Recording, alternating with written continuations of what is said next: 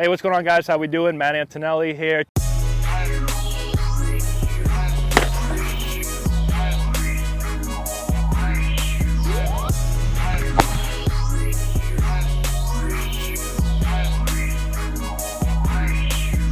Hey guys, Juan here, and we're going to look at Tyler Glasnow today and try to break it down a little bit. The way he moves down the hill, it's super duper efficient. He's done a fantastic job, especially after being traded from Pittsburgh to Tampa Bay. He is really just moving better, becoming more an efficient mover, a more dynamic mover.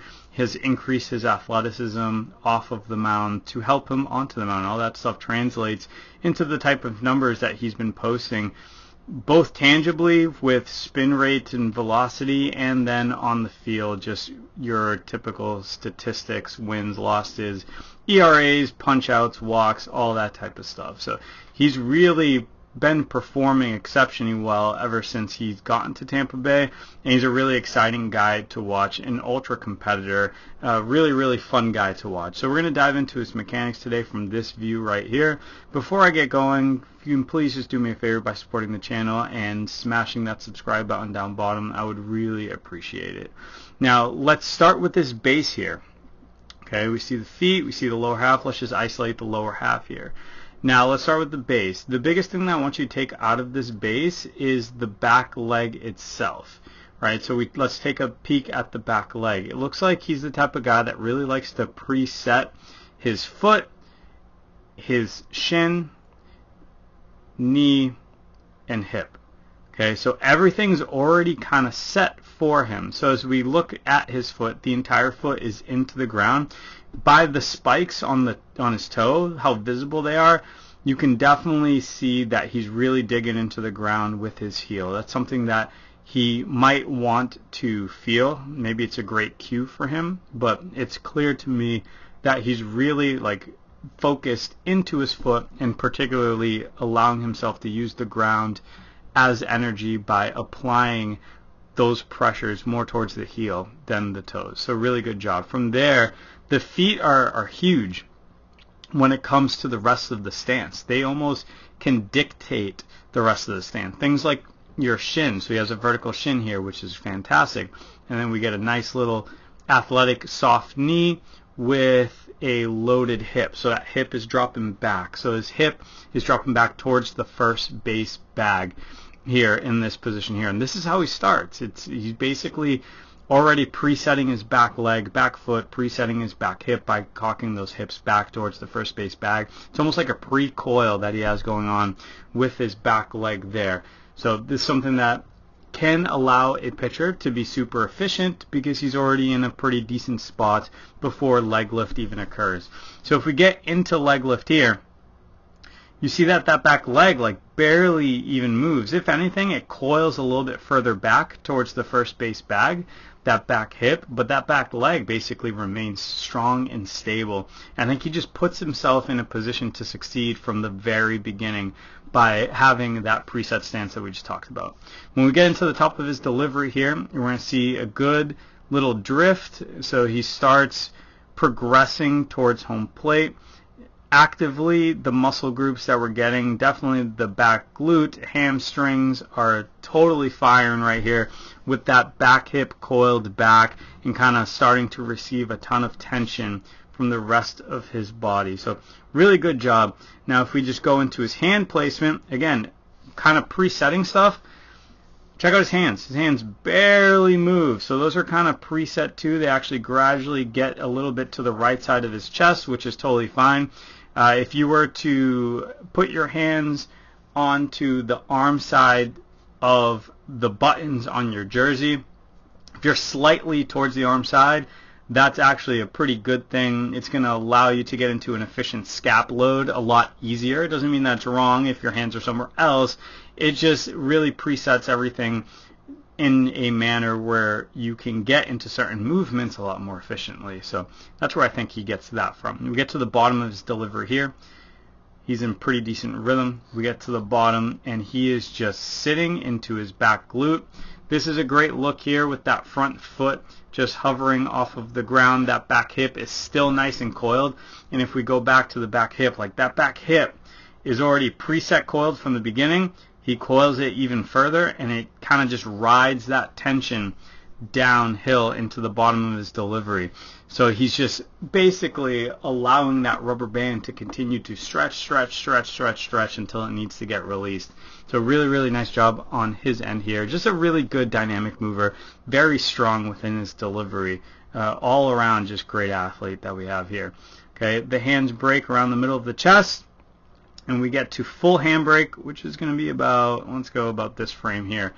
And that hip, again, that back hip is still coiled, and he's basically all the way down the mound at this point. He still has connection of the rubber with his heel there. He's still in a great athletic stance with his back leg. Like, by that, I mean that back leg is really delaying internal rotation. So internal rotation of the back leg. He's really sustaining external rotation of the back leg in this particular pitch. So just outstanding, stays strong, great positions. His hands are moving at the same rate, and again, one of the more impressive things is how he's able to sustain that coil down the mound with his chest right over that back hip. Everything is stacked and loaded over that back hip. Just really an outstanding position that he's in at this moment, where everything should be timed out pretty properly as we move forward. So we move into foot strike. Once we get into foot strike, we are in hip to shoulder separation here.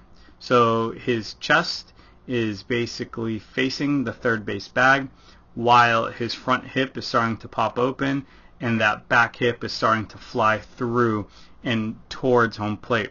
That back foot is still, even at foot strike, connected into the rubber. So again, this is ground forces. This is using the ground to your advantage. This is using the rubber to your advantage, using your leverages. He's doing an outstanding job with that at the moment. The timing of his arm slot is very good. He is still going into external rotation with his arm. As you see here, the torso starts rotating and diving over that front leg, and the arm's getting into external rotation still not at max layback. Once front foot strike occurs. Again, a good thing. You don't want your arm to be too early. You don't want it to be too late. But ideally, we want our arm still floating into external rotation as we are at foot strike. So once we go work through foot strike, we're going to notice that his chest is going to go towards the plate here and over that front foot as we keep going here. So if we take this thing to pitch release, about that frame there, his forward trunk tilt is pretty freakish. His chest is basically pretty close to being parallel to the ground itself, which is, the hamstring mobility that takes to get to this movement is exceptional. It's elite. Something that he's definitely worked on off of the field is just priming his body to get into proper positions here. The glove, we get a clear glove disconnection. It's not truly tucked into his chest. It's just following the rotation of his shoulders, and his hand path is matching that on the other shoulder and other hand. As we keep going here, we're going to get a nice clean follow through over a firmed out front leg. Now, a firmed out front leg, if you do not accomplish this movement, it could be a number of different things. Strength and stability can be one. I always think that's a lazy answer, because most of the time it's because we're not sequencing properly prior to foot strike. So it may not be that you are weak. It may just be that you are not sequencing properly. Everything isn't moving and rotating at the proper time. Things might be rotating too early, too late. A number of different things that can be happening if you're not achieving this move right here. But the majority of the time, especially if you have been playing baseball your entire life, it isn't a strength and conditioning thing. It's typically a movement thing, the timing of your movements. It doesn't mean that's not going to be strength and conditioning, but I've had so many different clients, I couldn't even tell you how many, who have come in and said, I can't firm out my front side. Everybody tells me that I'm just not strong enough to sustain the energy that I'm producing. If you're producing enough energy and sequencing properly, you will get to this point. I don't care if you're 5'7", 130 pounds, or if you're 6'2", 200 pounds, and you're creating force. Like, you're going to get to this point. And Typically, I can get guys to this point just by making them feel, we have to track down their deficiencies, of course, but once we track down their deficiencies, we can really hit those home, attack them, and get them to the point that they are using all of their energy properly and everything is translating into the baseball. Continue with the follow through. I love the glove disconnection. That's some body flow there, and the hand is following through over the glove side hip. Some of my favorite things, and we're finishing around our front leg. So we're not really uberly obsessed with having to land square and cutting our energy short. I am so not a believer in cutting your energy short just to force yourself into a position. Allow your energy to travel to the places that it wants to travel, or allow it to travel freely, and you're going to be better off not only with velocity but also health. So that's the Glasnow breakdown right there. Hope you guys liked it. Again, if you did like it and you learned something out of this video, please do me a favor, smash that subscribe button, like, share, comment. I'll see everybody later.